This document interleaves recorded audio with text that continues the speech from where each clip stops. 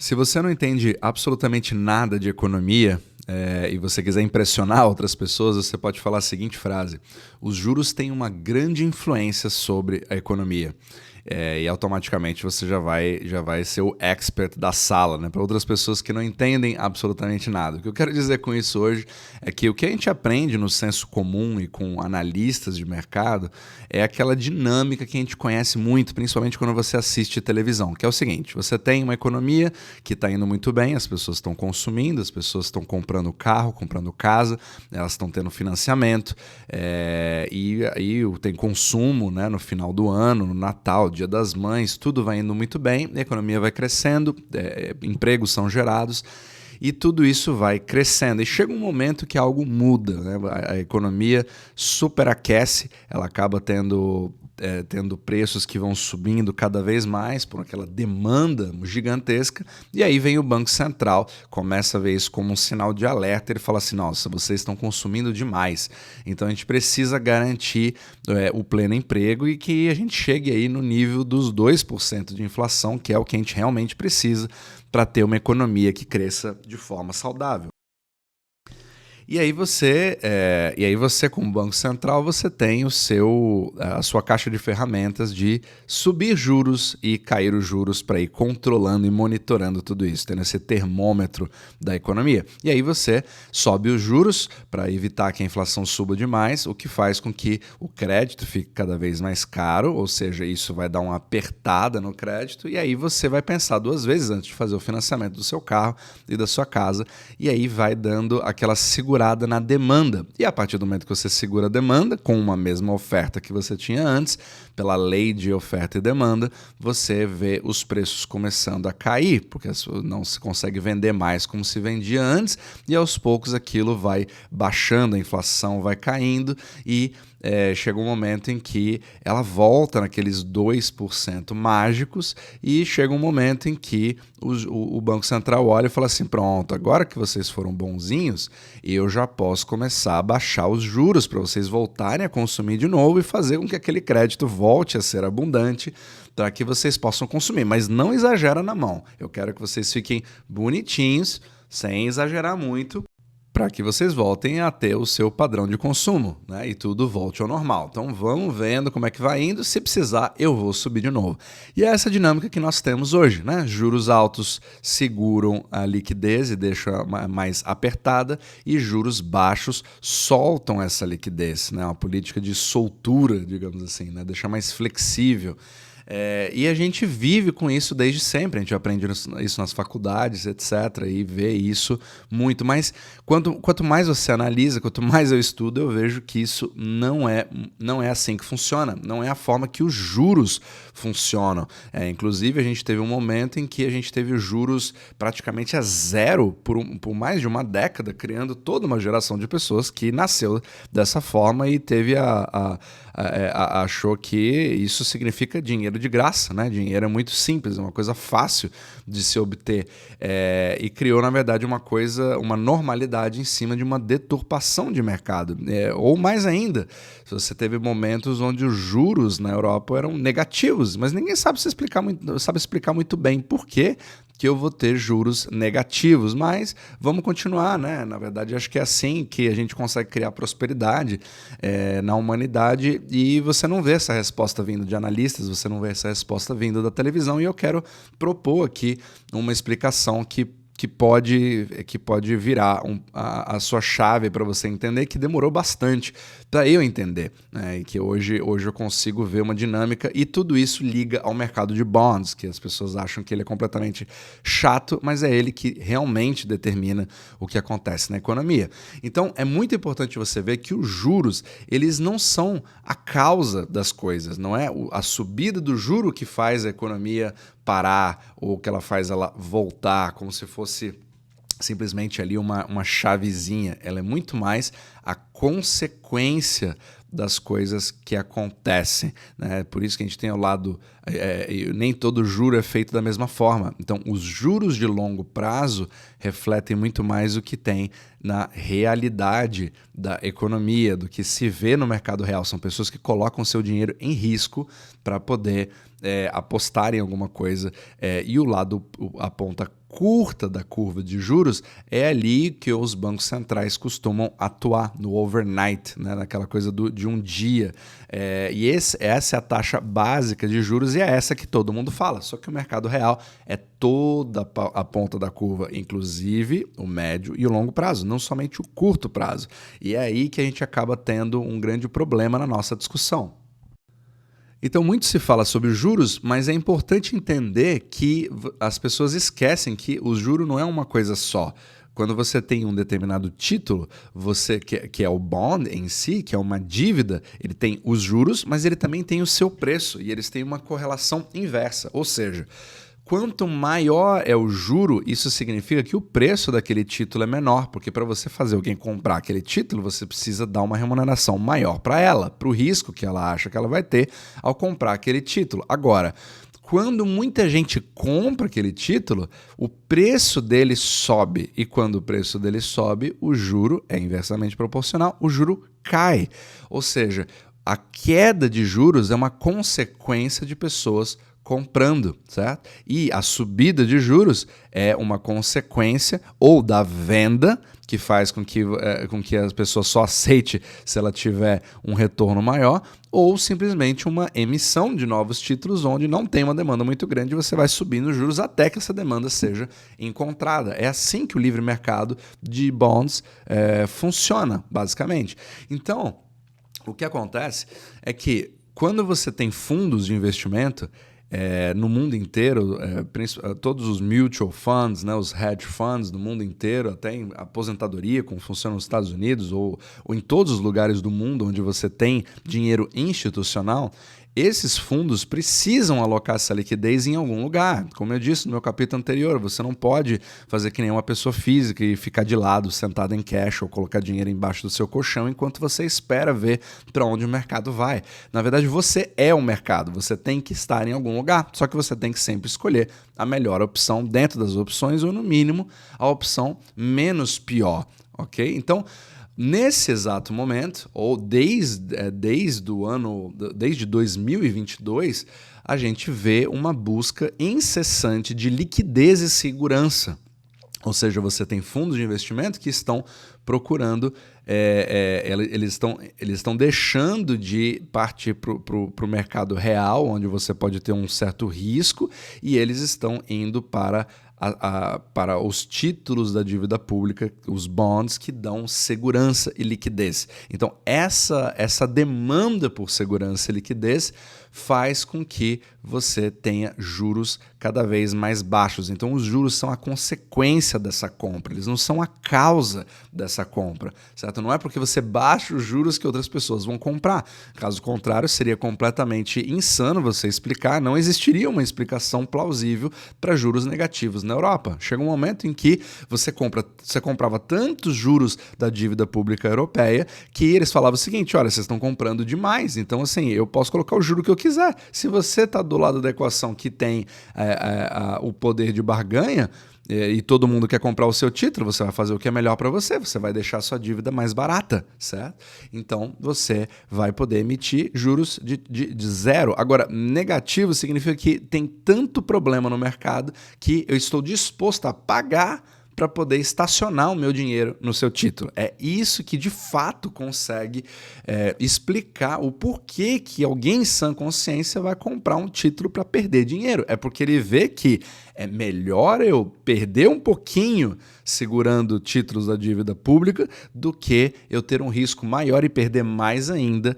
estando com esse dinheiro alocado em outro lugar. Então, é isso que não se comenta muito no mercado. Então, hoje, agora vamos para o problema, aqui estamos falando do mercado de bonds, que são trilhões de dólares por dia que se movimentam nesse mercado.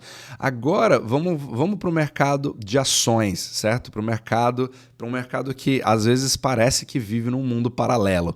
Porque se você começa a ter uma política de na verdade não é uma política, mas juros que começam a cair baseado nesse mercado de bonds, e você começa a ver a parte curta da curva, onde você vê o Banco Central avisando que ele está baixando juros, ou você vê uma queda de juros, anúncio, né, do Copom, ou nos Estados Unidos com Jerome Powell, você começa a ver um mercado de ações que começa a pensar a seguinte coisa: opa, agora as coisas vão melhorar, porque ele estava subindo juros porque a inflação estava alta demais, isso poderia criar problema para a gente, mas agora que o Jerome Powell fez aquele último anúncio dizendo que não vai mais subir e que inclusive está pensando em cair, isso imediatamente já dá os gatilhos de tudo que você precisa quando você está no mercado de ações para dizer que a partir de agora tudo vai bem. O Banco Central não é mais um impeditivo para que a gente possa fazer um rally sensacional. Mas o mercado de ações ele não age em cima da notícia, ele age em cima do rumor, ou seja, ele já começa a subir baseado na expectativa de que o Jerome Powell anuncie que ele tem a intenção de cair os juros, o que significa que no futuro isso vai ficar cada vez melhor, então é melhor eu já entrar agora nesse mercado, porque senão eu vou perder a grande oportunidade. E aí as pessoas começam a comprar ações baseado nisso, na verdade não são nem pessoas, hoje em dia nós temos algoritmos que leem isso de forma automática, com inteligência artificial, já vendo qualquer tipo de comentário de um secretário do Fed avisando que a tendência é que você tenha uma queda de juros ao longo do tempo e já age com a compra imediata em microsegundos. Só que por que um volume começou a comprar ações? Outras pessoas vão ver e falam, peraí, a bolsa está subindo. Se a bolsa está subindo, isso significa que está indo tudo bem. Se significa que está indo tudo bem, eu também vou comprar. E se eu também compro, outras pessoas vão ver eu comprando. E melhor ainda, quando você vê isso subindo, você começa a assistir a televisão e você percebe que os analistas estão vendo que a bolsa está subindo, o que significa que a economia está indo muito bem. Afinal de contas, a política agora é de queda de juros, o que significa que teremos mais crédito, o crédito ficará mais barato e você vai poder ter acesso a esse crédito, vai poder voltar a consumir, ou seja, tudo vai muito bem. E é óbvio que isso é uma consequência de uma boa economia, então as ações estão subindo. Você percebe uma desconexão completa, mas aí você olha para a sua vida real e vê que não necessariamente seu salário está dando para pagar as contas, ou que a situação está cada vez mais complicada, ou que você está tendo 2 ou 3 empregos e mesmo assim não está dando conta de pagar. E você percebe que na economia real as coisas não estão indo muito bem. Então você vê uma mudança completa, né, de realidade. É como se vivesse realmente num mundo paralelo desconectado, completamente desconectado da economia real. E aí você tem esse pensamento de que, peraí, se a bolsa está subindo é porque a economia está bem. Ou a economia está bem porque a bolsa está subindo. Então você vê analistas falando sobre todos os tipos de motivos possíveis para justificar por que em 2023 nós tivemos a maior subida, uma das maiores subidas da história, né, da bolsa americana, chegando na máxima, e no Brasil também chegando na máxima na Bovespa. Inclusive você percebe uma coisa completamente conectada, né? Você percebe um movimento coordenado no mundo inteiro entre as bolsas, porque se você tem um otimismo nos Estados Unidos, isso se reflete na Ásia, se reflete na Europa, se reflete no Brasil. Ao mesmo tempo, se você tem um pessimismo, todas as bolsas caem ao mesmo tempo, elas caem na Ásia, elas caem na Europa, elas caem no Brasil. Isso não é uma coincidência, salvo em casos que você tenha alguma coisa específica do Brasil, você vai ter uma queda somente na Bovespa, por exemplo, somente em alguma ação, mas via de regra, quando você olha pelo panorama macroeconômico, que esse é o meu foco aqui, você percebe um movimento coordenado, mas isso não acontece somente nas ações, isso acontece também no próprio mercado de bonds, porque você vê um movimento coordenado de instituições buscando liquidez, e se alguém está inseguro inseguro nos Estados Unidos, ele também está inseguro na Europa, porque os títulos também são usados no mercado mundial de crédito, que é o Ripple, que eu falo muito no meu podcast, é um movimento de colateral. Então, bancos só emprestam para outros bancos se eles estiverem colateralizados, ou seja, você tem que ter uma caução. Eu não faço mais baseado na minha confiança em você, eu faço baseado no que você tem para me mostrar. Então, me mostra o colateral, eu pego o seu colateral, quando você me pagar de volta, eu devolvo o seu colateral. Então, é assim que funciona, e esses títulos são usados no mundo inteiro. Títulos alemães, títulos japoneses, títulos australianos, mas principalmente os títulos americanos, os bonds.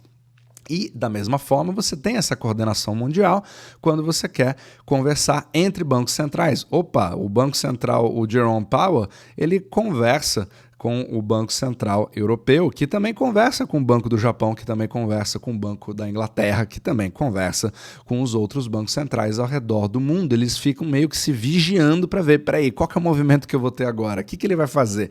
Será que agora eu já posso ter uma perspectiva de queda? Ou talvez aqui não justifique? Como é que vai ficar a minha imagem pública no momento que eu fizer isso? Isso é o que realmente vai definir a política de juros. Inclusive o Brasil, ele ficou até um pouco isolado, né? Porque ele se adiantou ao movimento de pivot, de trocar a subida de juros por queda, e caiu bem antes do Jerome Powell. Só que o Brasil está numa situação muito mais isolada por conta dos juros, que são muito mais altos que nos outros lugares, então ele tem muito mais gordura. É muito mais fácil você cair 2%, quando você já está acima de 10%, né? E muito mais difícil fazer isso quando você está com 5%, com 4%. Então as quedas elas são muito mais significativas quando você tem uma gordura muito menor, e no mercado que é o maior colateral, né, o que é o pristine collateral do mundo, que são os títulos americanos. Então o Jerome Powell meio que tem o peso nas costas de uma política que é feita somente para os Estados Unidos, mas que acaba se refletindo para o mundo inteiro. Então tudo que ele faz é observado pelo mundo inteiro, como se fosse uma final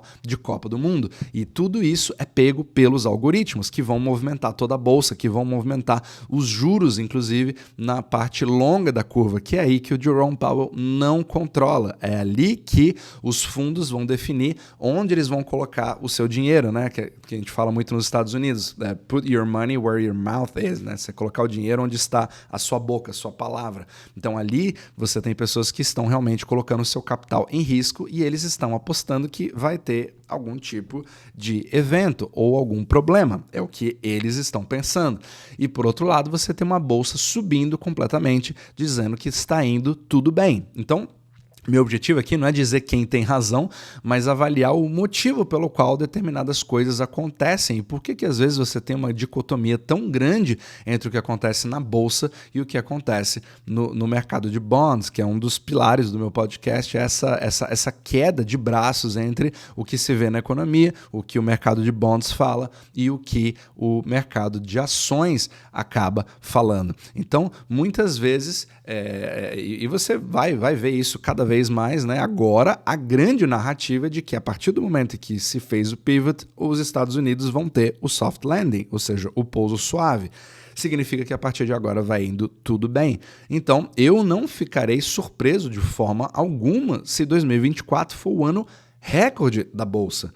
Mas, ao mesmo tempo, eu também não vou ficar surpreso se em algum momento alguma coisa acabar quebrando e você tiver uma virada imediata, pegando absolutamente todos os analistas de surpresa, da mesma forma que aconteceu em 2007 e 2008, porque foi exatamente a mesma narrativa que foi feita naquele momento. Então, quando você tem aquele juro zero, a gente não pode normalizar isso como se fosse um mercado saudável. Pelo contrário, seria muito melhor você não ter uma concorrência de títulos da dívida pública com o próprio mercado real, né? Quando você tem uma liquidez que está indo para os títulos da dívida pública, porque bancos estão pensando neles mesmos, porque eles não querem quebrar, porque talvez eles estejam vendo alguma coisa que nós não estejamos vendo e tendo um balanço completamente apertado, e eles não estão mais dispostos a emprestar dinheiro a pessoas físicas ou pessoas jurídicas da economia real, que são as que geram empregos e são as que melhoram a nossa qualidade de vida, significa que tem alguma coisa que não está funcionando muito bem, e a queda de juros é consequência disso. Enquanto isso, todos os analistas que você vai ver nos canais aí, na Globo News, ou sei lá qual que é o canal que você assiste, CNBC, eu não assisto mais nenhum desses canais, mas você percebe pelas manchetes as narrativas de dinheiro fácil, as narrativas de que agora a gente vai ter o soft landing e que agora está indo muito bem e que nós já evitamos uma recessão. Então, não cabe a mim dizer o que vai acontecer, mas cabe eu analisar essa mudança completa, né? De narrativa, né? Onde nós agora realmente não teremos mais nenhum tipo de problema e agora o crédito vai ficar melhor. Só que o que você acaba percebendo é que mesmo que você tenha um juro zero, que você tenha um juro básico zero, isso não significa que o crédito vai ser fácil, porque muitas vezes você tinha pessoas físicas tentando ter um empréstimo, seja pessoal, seja para sua empresa, e ele simplesmente não era aprovado. É completamente independente a situação onde você... a correlação entre o juro em si e a facilidade de obtê-lo. O juro pode ser zero, mas não significa que você vai obtê-lo, porque você pode ser negado baseado no seu histórico de crédito. E nesse momento, os bancos estão exatamente assim, recusando cada vez mais crédito, mesmo com os juros caindo. Percebe o grande problema desse mito que acaba sendo criado de que se eu tenho juro zero, significa que o crédito é abundante, e é exatamente o contrário.